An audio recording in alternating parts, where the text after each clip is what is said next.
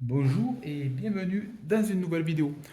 Aujourd'hui, je vous présente ma nouvelle carte vidéo pour mon PC principal. Je ne change pas souvent la carte vidéo, je la change quand la précédente commence à être à peiner un petit peu. J'ai pas, je vous fais pas voir la précédente tout simplement puisque je l'ai déjà vendue et en ce moment je tourne avec une autre que j'avais, une 1660 Super. Donc ça, j'avais une 3070 Founder Edition que j'avais achetée Day One en 2020 pendant le Covid en fait, voilà. Donc la 3070 fonctionnait parfaitement, je n'ai jamais eu un problème avec. C'est une Founder Edition assez massive, assez bien finie et elle faisait très bien le job. Dans une des dernières vidéos, je vous ai fait voir comment changer la pâte thermique. Donc voilà. Donc 4 ans et demi plus tard, on va dire, voilà la remplaçante de ma 3070. Et là, vous allez me dire, oui, mais pourquoi tu as pris une 50-70 sachant qu'elle n'est pas super bien aimée? Et oui, si vous regardez les tests ou les vidéos d'autres youtubeurs, ils n'aiment pas du tout cette carte vidéo, cette 50-70 tout court. Pour la bonne raison, c'est qu'elle n'a que 12 Go de RAM au lieu d'avoir 16 Go sur les autres. Donc ils conseillent la 50-70 Ti. Sauf que le prix n'est pas le même. La 50-70 Ti est presque à 900 euros. Celle-là, je l'ai eue pour 649 euros au prix MSRP. Donc j'ai attendu un petit peu pour la remplacer. J'ai beaucoup hésité, puisque comme les autres, j'ai regardé des vidéos de youtubeurs.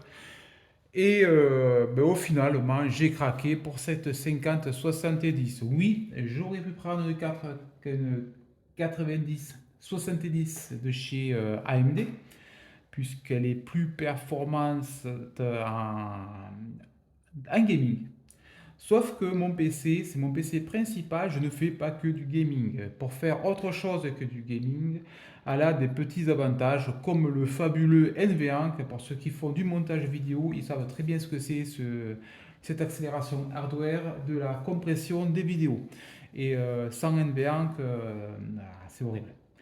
La dernière vidéo que j'ai fait, je l'ai compressée avec ma 1660 Super qui a un NVENC d'ancienne génération. Ça marche très bien. C'est juste que la vidéo est un peu moins bonne qualité qu'à l'habitude avec la 3070. Et là, ils ont encore amélioré cet encodeur. L'encodeur NVENC de la dernière génération qui est inclus dans la 5070. Ils ont ajouté de la compression du AV1 par exemple, la compression AV1, mais aussi ils ont amélioré les autres compressions, que ce soit le H224 ou le H265. Donc si vous faites du montage vidéo, c'est super.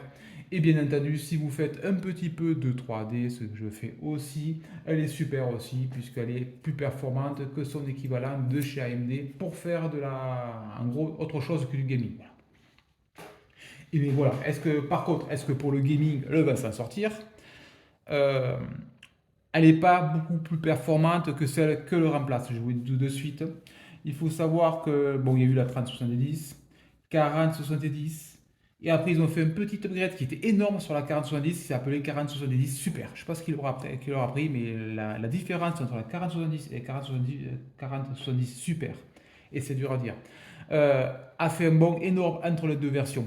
Donc celle-là, elle est à peine plus performante que la 4070 Super. Je crois que c'est 5% plus performant. C'est ridicule. Mais euh, elle est vendue au même prix que la 4070 Super. Donc 649 euros, on avait une 4070 Super. Bon, après, aujourd'hui, les stocks n'existent plus. Mais pour le même prix, voilà, j'ai eu la 5070. Voilà, pour le même prix que la 4070 Super. J'avais hésité de prendre la 4070 Super quand elle est sortie. Et au dernier moment, je me suis dit, bon, allez, je vais attendre quelques mois de plus, je prendrai la 5070. Au moins, je profiterai des dernières technologies, dernières avancées des technologies NVIDIA. Et les technologies NVIDIA, bien entendu, on retrouve le fameux DLSS 4.0 et comme c'est une 5070, il est disponible dans son intégralité. Donc inclusion des 3 frames, des plusieurs frames entre deux frames et la dernière version de l'upscaler, bien sûr, qui a fait un rebond en performance et en qualité. Donc là, c'est super. Donc le DLSS, bien entendu, de dernière génération qui est inclus dans cette carte. Bon, j'ai déjà beaucoup trop parlé. Donc cette carte, c'est une Asus Prime, donc c'est l'entrée de gamme de chez Asus. Au-dessus, on retrouve bien entendu la TUF, et qui est de meilleure finition et de meilleure qualité de composants, mais les performances sont identiques. Bon, après, si on veut overclocker, il faut mieux prendre la TUF, mais elle n'est pas au prix du MSRP dit par Nvidia. Voilà. Qu'est-ce qu'on peut voir dessus? Donc, voilà. C'est la version Overclocking Edition, qui apporte quasi rien. Je vous dis de suite, je crois que c'est 40 MHz, c'est un truc ridicule. Je vous marquerai en incrustation comme il y a à la porte. Je crois que c'est 40 MHz ou 60 MHz, bref, un truc. Il suffit de toucher un petit peu le potentiomètre de fréquence de la carte et ça le fait direct. Il n'y a pas besoin d'avoir la version overclockée. Mais vu qu'elle était au même prix, overclockée ou pas, j'ai pris la version overclockée. Bon. Elle a 12 Go de GDDR7 et non de la GDR6 ou 6X.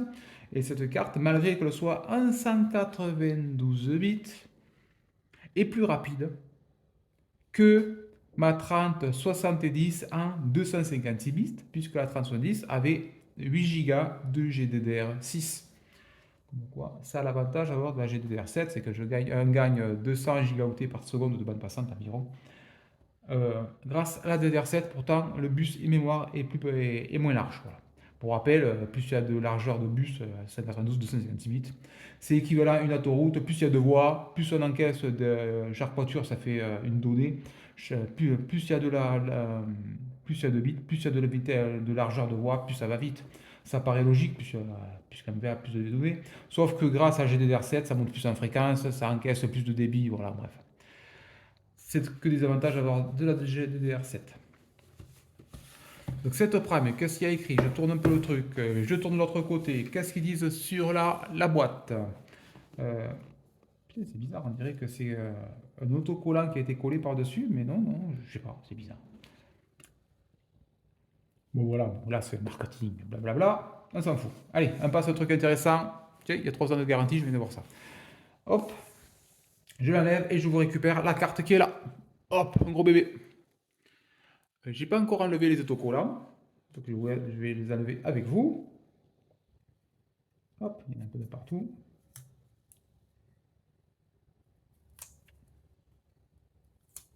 Le petit côté ASMR. Je sais pas du tout comment ça peut s'enlever.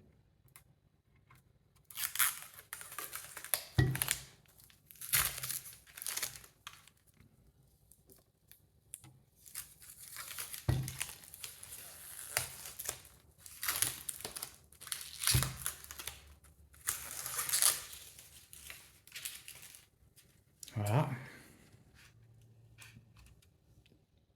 Il y a un peu de concentration, non, ça devrait aller. Cette carte vidéo, donc là, 3 ventilateurs, ils sont cerclés, on peut voir. Donc ça, c'est le truc de chez Asus. Double roulement à billes. Est-ce qu'on les ressent? Hop, là, je passe un roulement. Hop, on le voit quand on passe le roulement. On le ressent en fait quand on fait tourner le ventilateur. Donc ce n'est pas des paliers lisses. Les paliers lisses, je vous rappelle que c'est on prend du plastique, met un peu d'huile et ça fait roulement. Voilà. Le problème, c'est que l'usure, ça ne dure pas très longtemps. Le roulement à billes, ça dure plus longtemps. Le double roulement à billes, c'est qu'il y a un roulement et au-dessous, il y a un autre. Ça fait plus d'épaisseur et ça permet d'avoir un truc extrêmement durable. Ça, c'est un trop classique. Un ventilateur qui va tourner certainement, vu le sens des ailettes, dans ce sens. Celui-là, il se tourne dans le même et celui-là, il tourne à l'envers. Ils envoient tous l'air vers le bas, bien entendu. Là, le PCB, c'est la carte qui contient le CPU, le GPU, je veux dire, et la mémoire. Le PCB, il est tout petit. Hop, on retourne. Le PCB, il fait que ça. C'est pour ça que là, il y a un énorme trou. La ventilation passe à travers, elle est évacuée du boîtier. Bon, j'ai pas un problème d'air avec mon boîtier puisque j'ai un lien lit. Il n'y a pas un truc en plastoc par-dessus? Remove le plastique avant d'utilisation. Donc il y a forcément un truc en plastoc. J'espère que je n'ai rien niqué. Ça tient bien. Allez, bien un truc en plastoc. Voilà. Voilà. Pourquoi ils disent de retirer le plastique de ce côté avant l'utilisation? C'est que c'est de l'aluminium. Et j'ai trouvé un test de, je sais plus, bon, je pourrais le mettre en référence, mais j'ai trouvé un test de cette carte. Et la mémoire, il y a des pas thermiques de l'autre côté de ce truc en aluminium là. Oui, c'est de l'aluminium, c'est pas du plastoc. Et donc ça permet de dissiper la chaleur de la mémoire qui est de ce côté vers le haut comme ça, vers le haut. Voilà. Dans mon Yali, elle est comme ça la carte. Donc. Mais on a une meilleure dissipation et surtout grâce à cette énorme plaque en aluminium qui est vissée à l'avant, il y a une grosse rigidité structurelle. Je ne sais pas si j'attrape la carte, voilà, je peux pas la faire vriller, voilà. Ma 1660 Super, elle tient par magie noire, le truc à l'arrière c'est du plastoc, la, le truc l'équerre, elle est même pas vissée sur la truc arrière, bref, ça tient très très mal. Là, c'est vraiment une grosse rigidité, cette carte est énorme d'ailleurs, je sais pas comment je le fais en dimension. J'ai tout prévu. 30,5 cm. Donc prévoyez d'avoir de la place en mesurant votre boîtier. L'épaisseur, elle fait combien? Hop, 5 cm d'épaisseur. Voilà. La hauteur, on s'en fout. Par contre, voilà, donc là, 30,5 cm, c'est quand même un petit jouet sympa. Je crois qu'il y a encore des plastiques là, de l'autre côté, je n'ai même pas vu. Ah, il y en a là. Hop, voilà, des plastiques, j'en ai enlevé un paquet. Donc 30,5 cm, c'est un joli jouet. Le carénage avant, du plastoc. Gros radiateur, on peut voir à travers, il y a des caloducs. D'ailleurs, le GPU, on le voit, il est là. Les caloducs, on voit vers là-bas et ils traversent tout ça, ils arrivent là-bas. Donc, grosse partie de refroidissement, beau bébé de refroidissement. Pour un GPU, je crois qu'il est donné vers 250 watts. Vu le monstre que c'est, il n'y aura pas de problème de refroidissement. Elle devrait être silencieuse.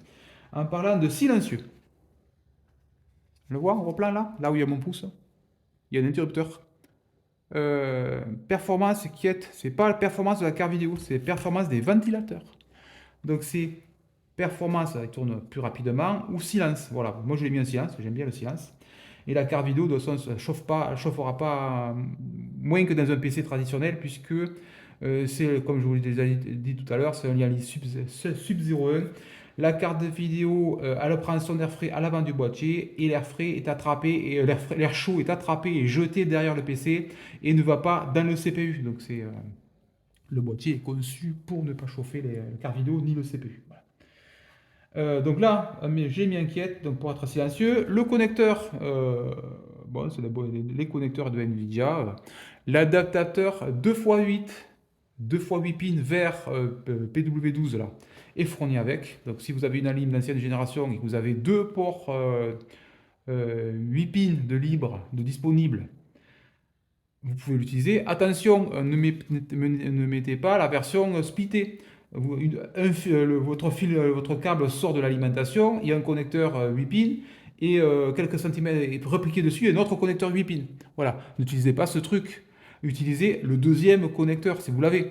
Le deuxième 2 fois 8 pins, voilà, avec un câble qui va jusqu'à l'alimentation. Voilà, il faut vraiment deux vrais câbles qui vont jusqu'à ce double douleur. N'utilisez pas le truc rallonge de la carte de l'alimentation parce que ça risque de surchauffer sur la deuxième, ça paraît logique. Après, elle ne consomme pas énormément, je vous dis 250 watts. Là, peut-être c'est la version overclockée, elle doit consommer légèrement plus, 10 watts de plus, mais bon, après, ça devrait marcher sans aucun problème. Donc là, donc le connecteur, l'interrupteur, c'est un PCI Express 16X intégral. On le voit d'ailleurs, il y a toutes les pins. Si vous prenez l'ancienne, c'était quoi 6500 XT, je crois, il n'y avait que un petit morceau du connecteur, il y avait 8X ou 4X même, voilà, donc il devait s'arrêter là le connecteur. Et là, c'était pas plein de cuivre, voilà. Il manquait les proches. Donc là, il est bien complet et c'est du 5X. C'est un 16X de 5e génération, on va y arriver, 5.0. Ma carte mère est 4.0, d'ailleurs heureusement puisque j'ai un riser qui permet de déporter de la carte mère vers l'arrière, vers l'avant du boîtier et ça ne fonctionnerait pas puisque c'est un riser de type PCI Express 4.0. Donc la carte mère est 4.0, ça ne posera pas de problème. Bien entendu, mon PC c'est toujours le même, c'est-à-dire une Aorus B550 avec un processeur, c'est un Ryzen 5800X3D. Voilà. Donc je n'ai pas remplacé la carte mère ou le processeur pour acheter la nouvelle carte vidéo. Et c'est pour ça aussi que j'ai pas pris un truc énorme en carte vidéo. Je prends une 5090, c'est un peu con avec un 5800. Voilà. Donc j'ai pris avec en fonction du PC que j'avais et ça ira très bien. Je compte la garder de façon comme d'habitude, minimum 2 générations. C'est-à-dire que ma prochaine, ça serait certainement une 7070. Voilà. Ou une AMD, bien entendu. Mais bon, comme j'aime bien Nvidia pour la partie autre que les jeux, j'aime bien cette marque pour ça. Voilà. Même si AMD, ça ne me ferait rien d'avoir du AMD, bien entendu. Donc j'installe ce gros nounours là qui a un certain poids, mais je pense pas que la 3070 et 3070, beaucoup plus petite avec deux ventilateurs, était quasi aussi lourde parce qu'elle était toute en métal, alors que là il y a du plastoc, ce qui permet de gagner un peu de poids. Je mets donc ce gros nounours là, bien long, là, de 30 cm dans le PC et je me retrouve sur le PC. On va tester un petit peu quelques trucs sur le PC directement. Allez, on se jeu. À tout de suite. Bon, on se retrouve sur le PC, il marche, il fonctionne très bien. La carte vidéo, elle est branchée à l'avant, à la verticale, comme ça, avec la tête vers le bas. Bon, au moins, le gros avantage de ce boîtier, c'est que c'est un lien lit Sup 01. Ben, la carte vidéo ne le pliera pas, puisqu'elle est comme ça. Et il est très, très, très, mais très bien refroidi. Voilà, c'est un super boîtier. Voilà, je vais vous parler, je vous fais voir ce passage, parce que pour cette horreur, ce truc-là. Vous voyez la prise là? Donc j'utilise l'adaptateur fourni avec de chez Asus, donc 2x8 classique vers l'espèce de PW12 là, qui est là, nouveau format. Le nouveau format a 4 pins de contrôle en plus, pour savoir si c'est bien foncé ou pas. Voilà, donc on voit, et on voit la petite languette. Donc en gros, je vais faire comme ça pour qu'on puisse voir quelque chose. En gros, on a une prise qui est comme ça. Voilà. Bon, celle-là, c'est l'ancien format, donc elle n'a pas les 4 petits pins en plus. C'est la seule différence. Voilà. Vous voyez comme elle est. Hop, on va essayer de mettre comme ça pour qu'on puisse bien voir. Voilà, comme ça. Donc ça marche comme ça. Là, il y a le petit clip là qui est mis dedans. Ça fait clip et c'est branché. Donc là, je branche le connecteur d'Asus d'origine avec le nouveau format avec 4 petits pins de contrôle en plus. Je brille, je fais clic. Je démarre le PC. Écran noir et j'entends Windows qui démarre avec la musique de démarrage. Et là, je me dis, bizarre. Euh, je débranche, je rebranche, j'essaie un peu tout. Le PC démarre très bien, mais la carte vidéo ne le part pas. Et là, je me suis aperçu que, vous voyez comment c'est fait ce truc? Voilà. Donc là, il y a un plat. Là, c'est une prise mâle. Et la prise mâle s'enfonce dans la femelle. Et hop, elle enfonce. Et le truc qui est là se soulève automatiquement et clip. Sauf que là, je sais pas si on voit, voilà, là où il y a le rebord, il y avait un peu moins de millimètres de jour. Et on voyait un petit peu la prise mâle, au lieu d'être complètement plaqué. Et ben, je l'ai vu en sortant la carte vidéo, en laissant brancher la prise, en fait, l'adaptateur. Et quand j'ai dû forcer assez fort, donc ça avait déjà clippé, j'ai assez forcé fort, et quand ça a plaqué, je l'ai remonté. Et voilà, donc bon, le water cooling marche. Et le PC fonctionne parfaitement. Donc attention à cette prise. MSI, ça c'est pas mal ce qu'ils ont fait, c'est que sur les MSI, la tête là, hop, je sais pas, je vais la filmer, là, la tête est jaune, jaune clair, ça veut dire que les broches qui dépassent, ça veut dire que tant qu'on voit du jaune, c'est que c'est mal foncé. Et ça doit forcer pour pas avoir de jeu justement. Et s'il y a du jeu, ça veut dire qu'il y a des faux contacts et que ça peut surchauffer. Parce que dans cette prise, il peut passer jusqu'à 600 watts. Bon, là, c'est une petite RTX 5070, donc il ne risque pas de passer 600 watts dans ce connecteur. Mais sur les RTX 490, faites attention. Bon, voilà, donc là, on peut voir la carte vidéo marche. La bonne nouvelle, c'est que depuis Nvidia, je suis en train de faire cette vidéo, dans la semaine, Nvidia a sorti des nouveaux drivers plus stables et on gagne en plus 5 à 8% de performance, ça tombe bien. Certains benchmarks, bien entendu, pas tout. Ça serait trop facile. Les jeux fonctionnent bien, il y a plus de performance que ma 3070, donc c'est parfait. Et pour les applicatifs, ça marche encore beaucoup mieux qu'avant. Donc, premier truc intéressant de cette carte, donc c'est le nouvel encodeur NV1 que je vous ai parlé en introduction. Voilà, toutes les générations qui a lu et on en est donc à la 9e génération. c'est celle-là que j'ai sur la carte.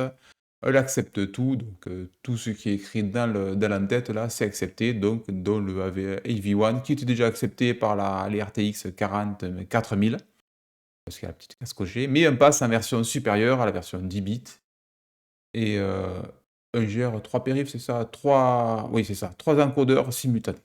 C'est pas mal. Donc, bon, elle gère tout en accélération, ça marche très, très bien. D'ailleurs, cette vidéo sera encodée avec NVENC de la 5070. Donc ça, c'est la bonne nouvelle. Pour les jeux, bon, les jeux, je vais pas faire de benchmark parce qu'il y a les chaînes spécialisées. Je vous conseille la chaîne de VCG, Vieux Con Gaming, qui fait ça extrêmement bien, c'est extrêmement détaillé. Donc, si vous voulez des benchmarks de jeux vidéo, regardez cette chaîne.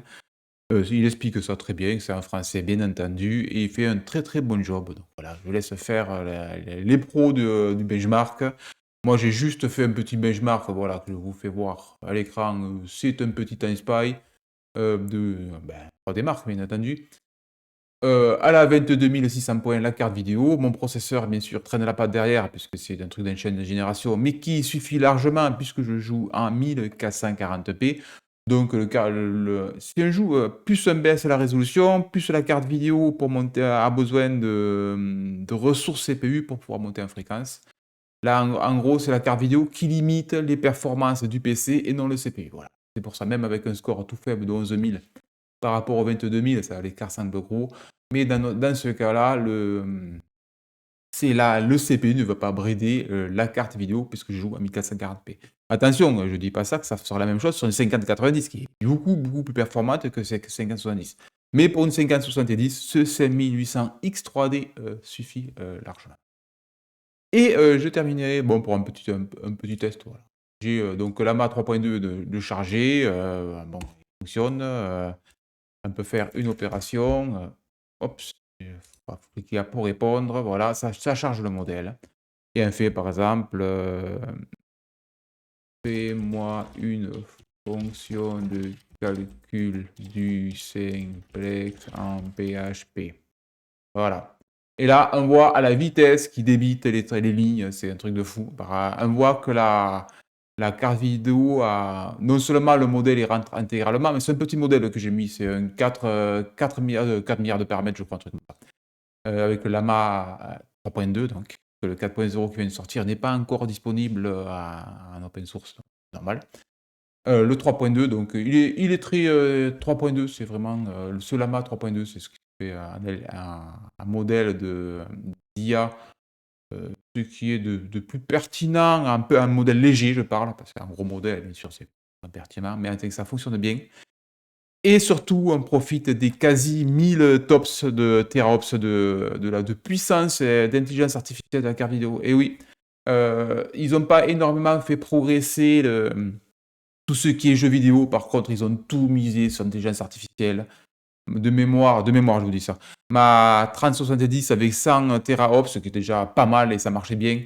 Là, elle est passée à 1000, elle a fait x10 en puissance IA, et c'est un truc de fou. Vous avez vu la vitesse que le débite les explications et compagnie. Il n'y a pas on voit qu'il y a de la puissance derrière de calcul, à condition que tout rentre en VRAM. Et c'est pour ça que j'aurais préféré avoir 16 Go de VRAM, mais bon, on ne peut pas tout avoir. Donc la partie IA a été extrêmement boostée par NVIDIA. Et c'est d'ailleurs pour ça que il y a le DLSS 4 exploite cette IA, le FrameGen exploite cette IA, bref. Même la partie jeux vidéo, ils ont voulu exploiter la partie IA de la carte, et IA qui est extrêmement véloce. Et encore, je parle du 5070, si vous prenez une 5090, la partie IA est encore 3 fois plus performante. Voilà, donc c'était le unboxing de ma nouvelle carte vidéo, sans parler benchmark, puisque les benchmarks, je laisse faire ça aux professionnels du domaine. Et je vous dis à une prochaine sur la chaîne.